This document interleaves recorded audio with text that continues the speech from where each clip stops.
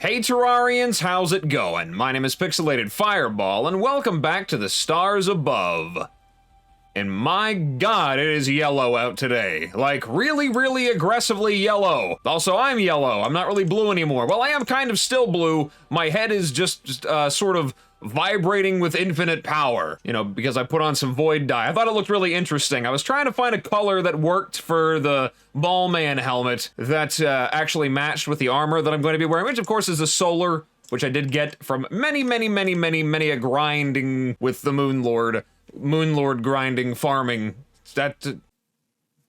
It's like I'm on a roll, and then I run out of words, and my brain can't come up with any new ones, so it completely derails, and I lose my ability to speak. Just shuts off. Anyways, we're back, we're ready for action, and this might be what could possibly be the final episode of The Stars Above. Just depends on how much is coming. I do remember hearing that there is another boss after the Warrior of Light, and there is one more of these stellar Ballman and space missions we have to go on over here yet. We have still got to go to Lyra over here, a strange planet known as Anomaly Iota. I think I remember looking at this before, and I just never went around to getting there, I guess. Never got to that point, I suppose. But before I get into any of the serious mod boss fighting and adventuring and exploring and whatnot, we've got a massive pile of weapons to go over. If you remember from the last episode, Asphodine just kept throwing them at me. She was making the essences rain, you know what I'm saying? It would not stop. So we've got 11 new weapons, well, I guess 10 new weapons and a new item that we've got to go over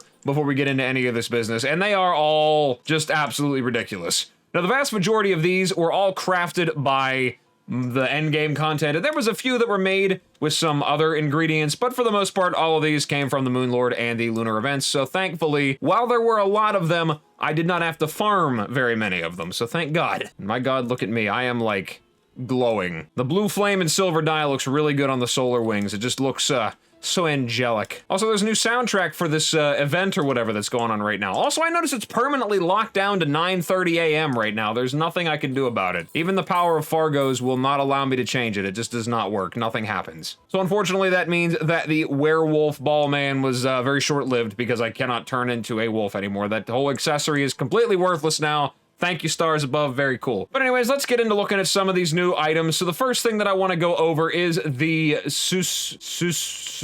pastrami.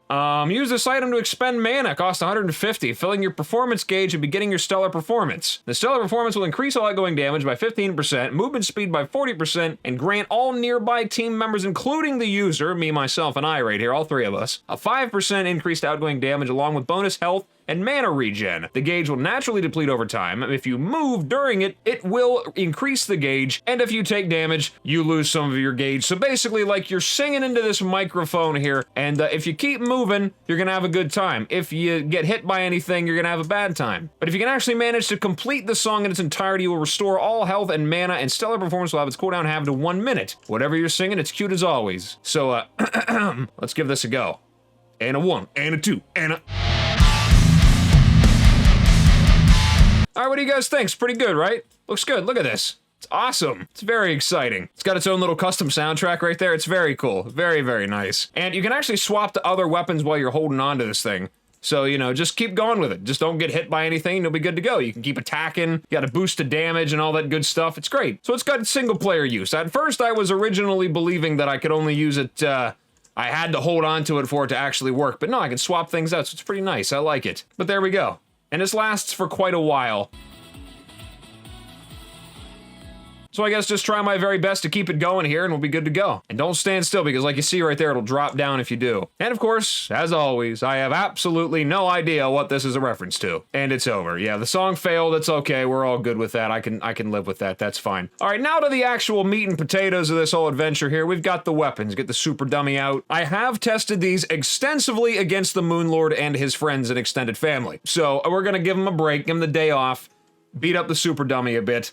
He can take it, he's my boy. And let's go through some of these weapons. A lot of them are melee. I've got 5 melee weapons, 3 magic, and 2 that are sort of a unique damage type. They're celestial damage, so it's kind of, I don't really know what that is to be honest with you, but a lot of these have really long descriptions, so I'm probably gonna end up being brief with them and just kind of more showing off what they do rather than anything else. So the very first thing is the Eternal Star. It is a magic weapon, does a big pile of damage. It's kind of looks like a magic stick with some of the fragments attached to the end of it. And basically what this thing does is it causes a lot of emblazoned stars to rain down from the sky, and each of those stars have different colors, and they all do different things, and when they hit enemies, they basically drop fragments akin to what you would get from the Nebula armor. If you pick them up, you get a boost of damage. So you got citrine, I think that's how you say it, amethyst, cerulean, vermilion, and malachite. You get all kinds of varieties of different buffs there if you want to read them all. Defense and increase the damage, mana regen, a boost to mana, armor penetration, critical strength, all kinds of good stuff. And the more of those fragments you pick up, it charges your eternal gauge, and once it's full, you conjure the immemorial supernova at the cursor's location, draining the gauge. It exists for 5 seconds, dealing massive damage to all foes in its vicinity, and once it expires, it explodes, dealing tons of damage to nearby enemies. It's all kinds of fun. So let's take a look at this right here. Let's rain down the stars. Oh yeah, look at that. Look at that. Ah, oh, that's beautiful. Oh yeah. Fill that gauge up. Let's grab some of these here. Grab some of these fragments. Infinite power. Just keep them going, keep them going. There we go. Come on. Is it full? Full yet? There we go, it's full. Now let's call forth the supernova. Yeah, look at that. Look at the big damage. Ah, explosion. It's very satisfying. Big like 20, what is it, 30,000 damage right there. It's very nice. All right, moving on to the next one, we've got a sword. That's okay. I'm used to melee weapons that shoot out ranged or magic projectiles. It's very rare you have a melee weapon that shoots out a magic weapon that shoots out melee projectiles. That's the one. Holding this weapon prevents natural mana regeneration. Attacks with this weapon will execute a 3-hit combo attack. Striking foes with a swing of the last attack will grant 15 mana, inflict Crimson Mark. Very nasty debuff. You can right-click to activate Warp Strike with 30 mana, throw the weapon towards your cursor while disabling normal attacks. Striking a tile with Warp Strike will teleport you to the tile, so I get to kind of have, I guess, a portal gun attached to my weapon with a little bit of a benefit of the Rod of Discord without the resulting death that comes from rapid fire spam of it. That's pretty nice. Striking a foe with that Crimson Mark debuff will grant 1 stack of Spectral Arsenal up to 3. Additionally, this removes the Crimson Mark. You just gotta keep reapplying it. Once you strike the foe, you get to teleport to their location. You gotta make sure you actually hit it, and then over time, you're gonna generate more of these little things around you. And once you get enough of them around you, there goes the rapid fire blasting. Look at that, there we go. Very nice. You get to send out a rapid fire machine gun blast of tons of weaponry, and it just keeps going. I don't really think there's that much of a cooldown on it. I actually think there is one at all, to be honest with you. So you can just keep going. Keep on slapping with your sword. I always say slapping because this doesn't sound like a slicing sound. It sounds like a slapping sound. I'd like to imagine when I'm out there swinging swords and other varietals of sharp melee weapons at enemies, they don't actually inflict any kind of serious cuts on anyone. They just kind of slap them. Walk up to somebody and just give them a whoosh right in the face. Anyways, the next thing on the list is probably one of my most favorite magic weapons of all time so far. I've got balls. Biggins. And they're shiny. We got the Twin Stars of Albiero. It is a magic weapon, of course, because, I mean, this definitely doesn't look like melee, though I guess it probably could be. If I hit somebody with that, probably would hurt. Holding the weapon, you conjure giant balls, twin stars to orbit you, granting 100 extra max mana. This is basically like a Last Prism on steroids. Attacking with this weapon fires powerful beams of piercing starlight. It drains mana incredibly fast, and it cannot be reduced. Critical strikes grant binary magnitude for a short time. Beams leave devastating napalm in their wake during that buff. Above 250 mana, the weapon deals 50% more damage, and 1/8 of mana is added directly to damage. So the more mana you have, the more damage you deal, and the longer you can keep yourself above 250, the better. So let's open fire. Yes, this is very exciting. And of course, as you can see, my mana is not really draining that much whenever I'm actually able to make contact with anybody. So I can pretty much keep this going right here. I just have to not miss and have enough things to hit. Now, it works really well against target dummies and groups of enemies, but it's not so great against single targets that are very, very hard to hit, because if you actually have to chase anybody with this, it's kind of slow. I think the reason why I keep regenerating mana so fast is probably because of how I have my Stellar Nova set up. Yeah, there's not really any way for me to run out of mana as long as I don't miss. So that's nice, right? That's pretty good. Just give it earthquakes right there. Just shake it a rapid fire. Yeah, there we go. Earthquake blast. And I'm out of mana. But anyways, that will conclude our magical weapons, and I'm probably not going to use any of them. As cool as they are, I tried a lot of them out. Like I said, I tested them extremely frequently against the Moonlord, and I don't know, I think I'm still going to stick with melee. I've got a lot of options, and there's a few that I really enjoy in particular. We're going to go over those last. So let's go over these celestial weapon types. There's a couple of them that are pretty fascinating. The first one I'm going to go over is the Ignition Astra. It is also another sword. And of course, like I said, it does celestial damage, so I guess that means it's not really impacted by any of the aspected weapon types, I guess you could say. Because we could switch back to melee. It doesn't really seem like it makes a difference. Not really. Looks like the same damage. So wielding this blade will suffuse your surroundings, whatever that means, with the power of astral or umbral aspect. So I can have the power of Iridine and Asphodine at the same time, I guess. I can switch between them. I can switch between the two with a right click. Of course, whenever you switch over to purple, absolutely all hell breaks loose, I suppose. And then you go back to normal and everything calms down a little bit. It's a little bit more ordered. It's okay. It's all calm and relaxed. And you go back to chaos and world-ending torment, destruction, and just right back to normal again. It's totally fine. So each of those things do different things. Of course, Astral is more of your defensive stance, and Umbral is just absolute and total annihilation and destruction, if you can keep your mana up, that is. So during Astral aspect, striking foes restores a portion of mana. Mana will be regenerated passively at a much increased rate. Attack will be halved, but defense will be raised. And then whenever you switch to Umbral aspect, every attack will swing the blade twice in a wide arc, and it does summon a myriad of astral projectiles, as you saw some of those when I switched over. Foes struck with the blade will be cursed with Star Blight permanently until they're defeated. Mana will be continuously drained and mana regen will be disabled, but attack will be increased. So there we go. Let's see what this does right here. Like I said, if you can keep mana up, if you got enough to attack, you can just keep bringing on the end times, calling forth absolute destruction. Mana's kind of going down really fast. You just got to keep spamming them. Probably having a mana flower on or something like that, or what's it called? Mana in a bottle or whatever. Probably pretty nice. Now just keep spamming it. You just keep spamming. Eventually, mana sickness is going to be so high this does no more damage, but hey, it's okay. The world is still ending around us as we speak, so everything's working exactly as it should. Then we calm down again, all right? We just switch back, and we just calm down. All right, we switch back, we switch again. And we explode. As soon as I run out of the ability to use mana efficiently, I can switch back to the other one, and we just give him a slap.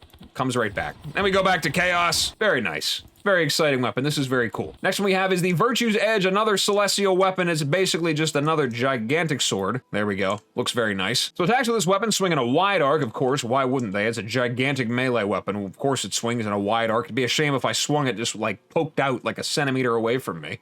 That'd be weird. They should totally add a weapon that does that. Holding the weapon causes another gauge to appear, Virtue Gauge this time. Attacks with the weapon will fill the gauge with Astral Flux. Crits will fill the gauge faster. Right-click when the gauge is full to activate a tear in space-time, spawning a Celestial Void for 8 seconds. It pulses powerful damage to nearby foes, dragging them inwards. Attacks with this weapon during the time will fill the Virtue Gauge with Umbral Flux. If the Virtue Gauge is full, once Celestial Void ends, it will collapse in a massive explosion, dealing 5 times damage, with a 45-second cooldown to reactivate it. So let's just get slapping here, and then we'll activate the Void. And funnily enough, it actually moves the super dummies, which is really interesting.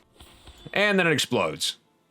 And then the funny thing is, you can keep these guys moving. And I think if you set it close to them, but not like right on top of them, I could actually get them all to move a little bit here. Hang on a second, let's see if I can do this. That's not close enough. That is what it is. I used to be able to get these guys to just go flying across the screen. It was kind of funny. Like they wouldn't stop moving. It would drag them over and then they just keep sliding. I've never seen a super dummy do that before, but I found the one weapon that can actually do it, which is really exciting. All right, those two out of the way. Now it's time to get down to the melee weapons right here. Now this is what we're all about. It's what we're really here for, what we're really after. So the first one up we've got is Umbra. Good damage, good crit, very fast speed, or just fast speed rather, not very fast. Slow down, we're not quite that fast. Let's reset some super dummies here. Attacks with this weapon will sweep in a wide arc and unleash fast piercing timeless blades. Dealing damage with the weapon swings will grant timeless potential for 4 seconds. It causes non-critical strikes to have a 30% chance to become a crit, and additionally grants a 10% chance to dodge attacks when active. This is my favorite part here now. Additionally, if you would die due to taking lethal damage, which I find myself doing very frequently, Timeless Potential will be consumed, resurrecting you with 50 health and 2 seconds of invincibility. And the invincibility is really good, because if that wasn't there, I would just die immediately anyway. If it's used to resurrect you, Timeless Potential will have a 2-minute cooldown until it can be obtained again, so don't die, but if you do, you'll be good. At least one time. After that, you're on your own. Timeless Blades fill the Timeless Gauge by 2% upon striking a foe, halved when the Timeless Gauge is above 50%. Timeless Blades pierce foes up to 3 times and have no damage fall off. Right-click and consume half of the Timeless Gauge to unleash an enhanced Timeless Blade that does not fill the gauge. Those enhanced blades are faster, can pierce up to 5 times, deal 30% increased damage. Critical strikes with them additionally conjure additional blades to strike the foe. And the amount of Timeless Blades summoned depends on the remaining pierces of the enhanced Timeless Blade. All right, let's fill this gauge up. There we go, halfway, not slowing down. It's good slapping right here. Fill it up and then blast it. There we go. Yeah, and if I can keep this going right here, I could probably make it infinite. If I had enough of these guys, I could probably just spam. Let's throw some more of these out right here, see what happens. There we go. There we go. I can just keep them going. Keep them going. There's decent damage right there. I think it does even more than the magic weapons were doing. I think I saw it spike up there over 50,000 for a second. So it's pretty good. Not bad. Probably better for crowd control. I don't know if this would really work that great for bosses, especially if I have to get up close and personal with them. And it's a nice sword and all, but I don't know. I feel like I would miss too much. I don't think there's homing projectiles with these things. I mean, they do fly out pretty fast, but it is what it is. It's all good. Just keep them raining. This could be handy. Might hold on to this one for a while. Could be good. Next up is the Shadowless Cerulean. This one's even shorter and has no projectiles. And half of the time when it swings, it doesn't have a little swoosh. I don't know if that's a visual bug or if that's supposed to be that way, but I notice a lack of swoosh. That's really kind of distracting, if I must say. Attacks with this weapon will sweep in a wide arc. Where have I heard that before? And charge the Cerulean Flame Gauge. My God, would you look at that, boys? Can you believe it? It's another gauge. Critical hits charge the flame gauge much faster, and when the gauge fills up, crazy stuff happens.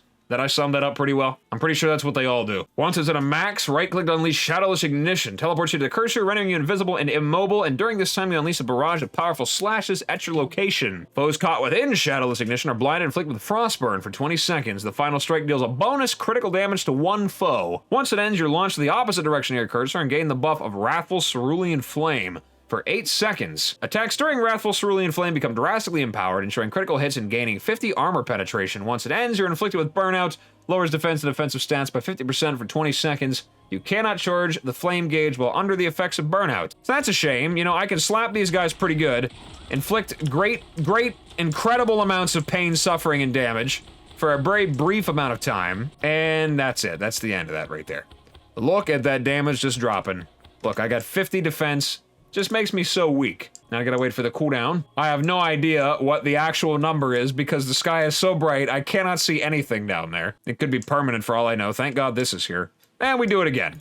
Ah! This is really cool though. I like this. This is very nice. And again, there's no whoosh on the upswing, so that's kind of a shame. Anyways, I guess I better wait till Burnout goes away before I try to use any of these other weapons. All right, Burnout's gone. The next one we've got right here is the Soul Reaver. I'd like to say, of course, now I might add, that I have absolutely no idea what any of these are references to. Like, there are so many here, and I don't know any of them. That's been my whole experience with this mod. Look at all these references.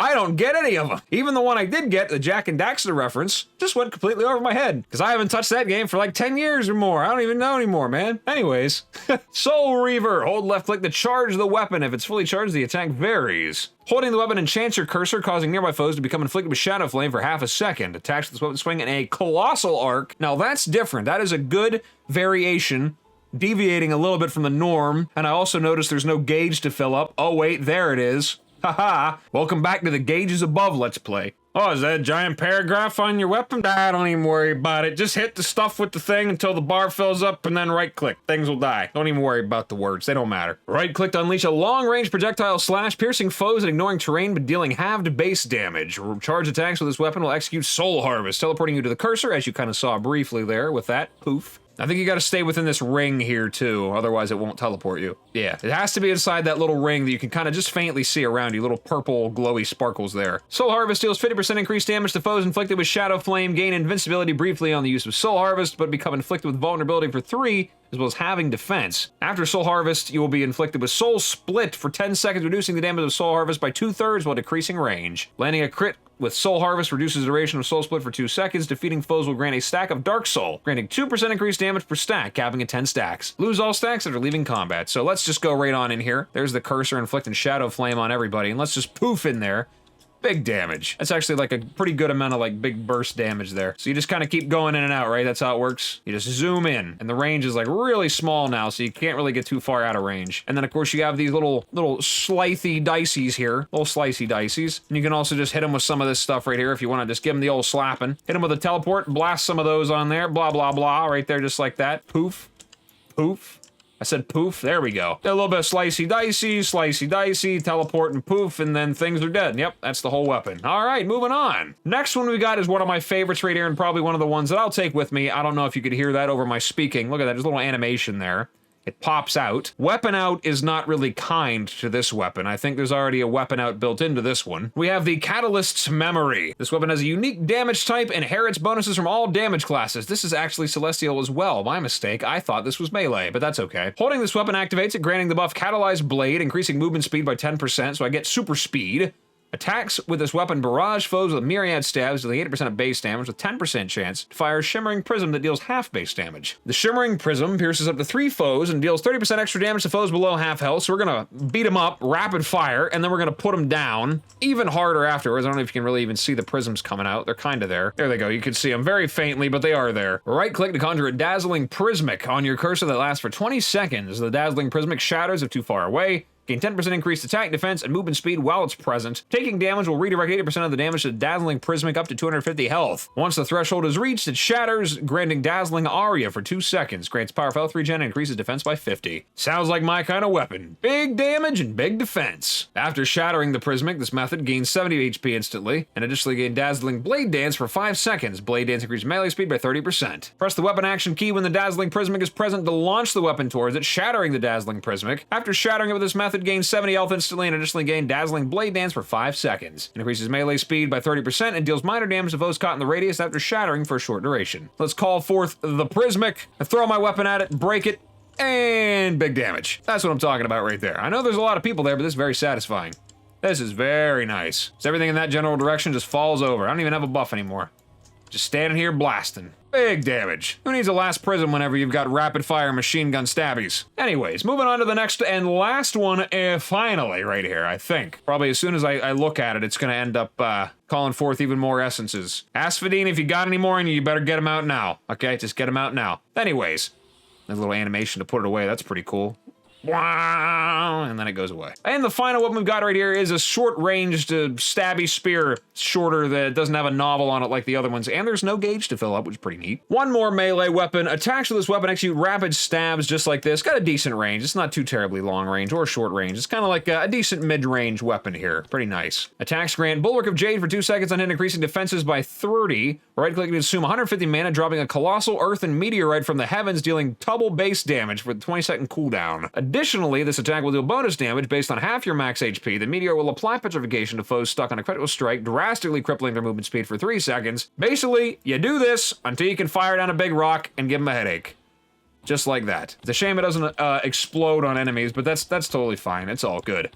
I can rain rocks from the heavens. This is actually pretty cool. It's a very simple weapon, but I like it. It's effective. It's got a decent amount of range, so if I want to do the damage, I can hit him with this right here, and if I want some range, I got this right here. And then a little bit of this right here. Rain down some swords on him, I guess, is pretty nice. For crowd control purposes, of course. And that pretty much sums up the whole entire thing. And I do believe with that, I've been going on for a very, very long time. My God, there are so many weapons here. I think the next time that she decides to give me like 30 weapons, I'm just gonna have to pass on almost all of them and just go, you know what? You tell them about it. All right, let's turn some of the lights down over here. My God, it is very bright. I have these pillars up here because I was trying to see which one of these would make it less bright. I actually turned off the dynamic lighting, or at least a little bit of it, so it wouldn't be so overpowering, because it's just yellow. It's just a violent glare, which I guess is what they were going for, but that's good. So the next thing on the list right now, it's gonna end up being a little bit of a longer episode here.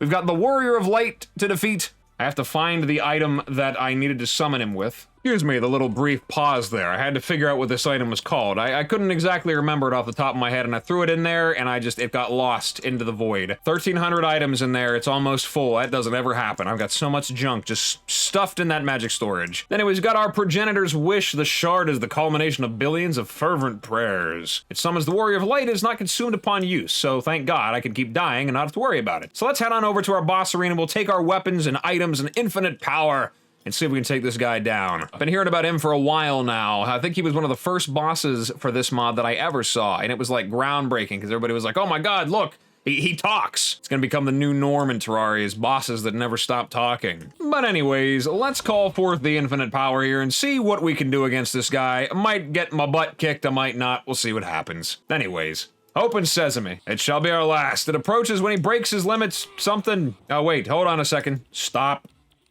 All right, never mind. I guess not. I thought there might be some specific boss music for this guy, but I can't really find any way to enable it. And I went to see if there was a music mod for this, and maybe it's just not named like Stars Above Music Mod or something. You guys are gonna have to let me know. But I guess we're just gonna get the Moonlord theme now. That's fine. That's all good. That is all good. All right, here, how about we hit him with the blasties? Well struck, that was critical. The bitter end. Ah, you got big long swooshies.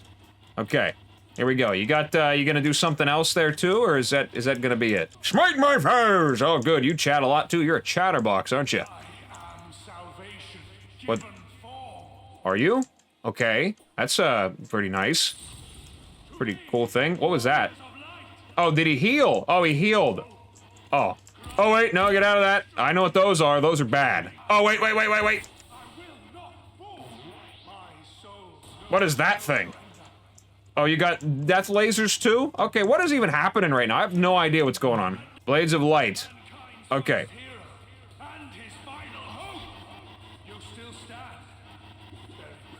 Yes, I do. Oh, we're doing the heal back to full after half health thing. Oh, can I not move? Am I not allowed to move? Okay, oh, that was a really edgy sound effect. That was hardcore. Oh, now you're not playing games anymore. Is the game up? I hope so, because that first round was pretty bad. You're a squishy man. He might kill me, I don't know. This is just one of those things where it's like, is it gonna kill me before I kill it? It might. It's looking like that might be the case. He's not taking any damage anymore. What do I do? Oh, wait, no, don't do that. Can I have a healing potion now? Am I allowed? Oh, boy, here we go. Oh, and he got me. I don't know what happened, man. He just keeps healing back to full.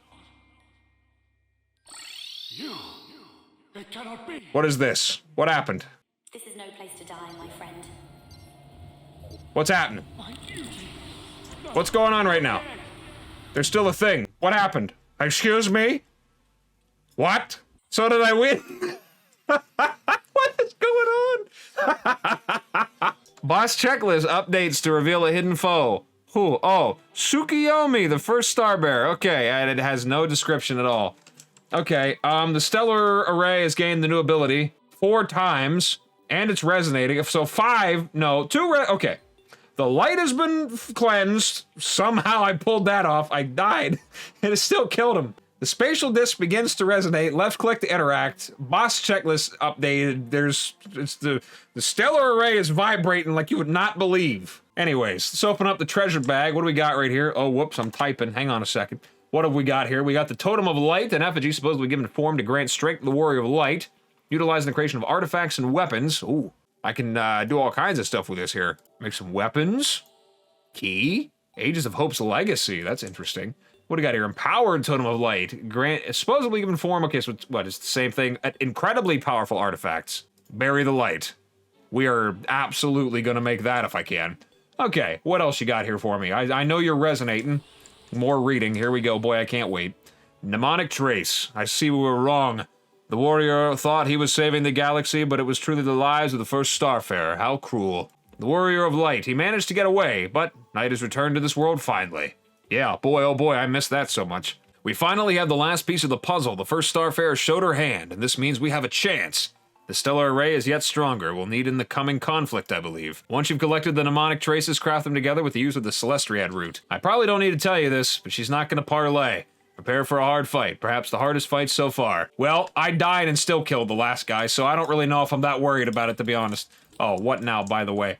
Okay, we're gonna play this again. Seriously, this is an incredible achievement. I've had this essence tucked away, as it was too powerful to use, but with what you've accomplished, I think you're finally able to wield it. Be sure to treat the finished product with care. Furthermore, a new stellar array ability is active. Could this be the very last one? The Warrior of Light has inspired this essence. It appears to be a key to a gateway of infinite weapons, doing summon damage. You feel inspired trying to refer to your foes as mongrels. I will. Actually, I call my foes all kinds of names, but mongrels can be a new one. I might just do that. Also, it's funny that she refers to the damage that a weapon does as summon damage. Imagine if we did that in real life. But how would you even do that? Because everything inflicts melee damage. Everything, in one way or another. Sky, I was really looking to buy a new sword today, man. Yeah, this is pretty good melee damage right here. This will do, like... I'm liking your outfit. I guess we do think alike. Maybe lose the shoes. Anything else? Oh, really? That's it? Only the 2 right now. Nothing to comment on. My god, that is different. Okay, let's put this stuff in there. We have the Essence of Treasury in the beginning and the end. I think I need a totem for both of them. Actually, the one takes the normal totem and the other one takes the special flashy totem. Can I make them both right now? Yes, I can. There's one. And then you said there was a summon? Yes. There we go. Never mind. Of course. Yes. Essence of Balance. Magic type, it seems to revolve around balancing black and white mana to attack. Seems they were opposites, at least where this thing came from. Makes you wonder. Yeah, we only have blue mana here. It is what it is, though. Do you need a totem, too? Oh. No, you don't. You just need a lot of everything else. It'll be a miracle if I can craft that thing. Yeah, I didn't think so. So what am I missing? So I need mana stars, I've got plenty of the prismatic cores, the essence is there, a light shard, I need a dark shard, some mana crystals. Okay, well, that sounds like farming. It's a shame that I can't craft these things. I don't have a mummy banner. I could probably go get one. Wouldn't take that much effort. I could do it if I wanted to, I suppose. All right, we got these 2 new weapons here. Anything else? Okay, let's take a look, see at what we got here. We got some brand new weapons. We're gonna go back over, beat up the super dummy some more. But before we do that, let's take a look at some of these new abilities that we evidently have unlocked. So, is that like all of them? Is that pretty much it? I think we had all of these unlocked already. I don't even remember. I think these 2 are new right here. Avatar of Light, yeah, I think that one's new as well. Half of max mana is added to max health at 500 health or above. Gain defense, 5 damage, and 5 Stellar Nova energy regen. Could be nice. Spatial Stratagem, critical strikes, roll critical strike chance again. If the attack was a crit again, increase damage by half and roll 1 more time. Okay. And Aprismatism, aspect of damage type changes will now apply to all weapons. That could be handy. I don't think there's any of these tier 1 that I still need. We've got some of these unlocked already here. Yeah, these last 2 right here, I think we've unlocked all of them actually. So between boundary, every 8 seconds swap between ebb and flow, mana drain and infinite mana regen. Additionally gain 40% increased damage and 20% increased attack speed during flow. Interesting. Unbridled Radiance doubles the recharge rate of Stellar Nova energy. Stellar Nova energy does not deplete out of combat. That is neat. It's a shame you can't have more than one of these applied. Oh my god, there's so many to choose from. I'm just gonna stick with what I've got right now. Let's just look at the weapons and see what we've got here. All right, first one's up. We'll do the Key of the King's Law, because I'm sure everybody's waiting to see what Bury the Light does. I can only imagine. 22 summon tag damage. Rapidly summon powerful blades towards your cursor. When a minion deals tag damage, additionally inflict a random debuff on the foe for 2 seconds. Using this weapon grants a random combat-oriented buff for 2 seconds. I see your luck has run out, mongrel. Oh. Fancy. And I get random buffs, huh? So I suppose if I had an actual summon minion out, it would do other things as well, but this is still kind of neat. This is much better than your average whip. This is nice. I like this. All right, and then finally, of course, we've got Bury the Light. This weapon's attacks will slash at your cursor and deal true damage. Each strike will restore health and mana. Critical hits will inflict Star Blight for 20 seconds on a critical hit. Foes that are currently inflicted will take extra damage and also be inflicted with Frostburn. On a crit, foes that are inflicted with Frostburn take extra damage and also be inflicted with Shadow Flame. Striking foes and inflicting debuffs will charge the Judgment gauge. Swapping off the weapon will drain the gauge. Once the gauge has reached its maximum, right-click to unleash a Judgment Cut, disabling normal attacks. After a brief charge, Judgment Cut dashes forward and unleashes a myriad of deadly slices where you were previously. You are invincible for the duration of Judgment Cut. Foes afflicted with Starblight, Frostburn, or Shadow Flame take extra critical damage, purging the debuffs in the process. The more debuffs on the foe, the more damage they will take, increasing dramatically. Now you're motivated. Let's take a look and see what we do here. There we go. Look at that. I don't even have to whip it out. I just hold my cursor here. And we'll charge it up. That's very nice. I know what you're about to start playing. That is really cool. I like this. This is very nice. This is big damage. And I don't even have to really aim with it. I just I hold the cursor down. I swing so swiftly. That could be a handy one to carry forward. Let's get this thing upgraded. Where are you at? Pod. What's going on here, man? Oh wait, you had even more, didn't you? Yes, Overwhelming Blaze. Thanks for waiting. Here's another melee type essence for your use. While it's deceptively close range, it has potential for some crazy burst damage. It'll most likely burn you up from the inside. Just a little though. Okay, just a little bit of internal combustion is totally fine. All right, what do you got here? The Burning Desire, and you make... Oh, I need a chainsaw. I don't know if I really have all this stuff. We're gonna see. No, I don't. So what am I missing then? The Lava Bucket. Alright, well, that sounds like it's going to be a lot more farming. Do you have anything else? Yes, of course you do. Here's an unorthodox essence for you. While it functions as a pretty strong pickaxe, it looks like it also has some great damage potential. From my take, it seems to be a great offhand weapon to pump out explosions. Everyone loves explosions, right? Yeah, absolutely. Essence of the Abyss, my god. Iron pickaxe, explosive powder, luminite bars, and Essence of the Abyss. I don't think I can make this, though. A final upgrade for my pickaxe, that could be nice. I'm missing the explosive powder. Well, that's pretty easy to go get. That's simple, not like the other ones. I actually got to go and explore for that one. All right, there we go. The Everlasting Pickaxe. That's a pretty good one. All right, well, as much as I would love to continue on and do the last of the last here, this video has been going on for a very, very long time. And all these weapons and all the reading that I had to do is kind of cutting into the video time here. So there's a few more we're going to have to go over. And then in the next episode, which will eventually be the last episode, we're going to take down Tsukiyomi. We're gonna fight her, and we're gonna see how things go. It's kind of sad. It's like this whole, the actual boss fight of this mod isn't the bosses, it's all the essences that I keep getting to go over, and then I end up using one for a boss fight that lasts a minute and a half, and then I swap it out for something else immediately. I don't even remember what they do anymore. Like, all these weapons I got right here, I have no idea what they do. I don't know. I just push buttons and things die. I don't know what their little quirks are. I don't remember. Half the time I kill bosses with them, I don't know what's going on. I just push buttons, man. That's all I do. I'm ball man. I just push buttons. So with that, I think, like I said, I might just be calling an episode here, guys. And in the next episode, we will wrap this mod up and we will defeat the first star bearer Starfarer, first starberries, first starburst. Anyways, I'm gonna call it an episode here, guys. So, thank you guys so much for stopping by and checking me out. I really appreciate it. And as always, whatever it is, wherever you are, day or night, hope you have a good one of those. And I will see you in the next video. Bye-bye.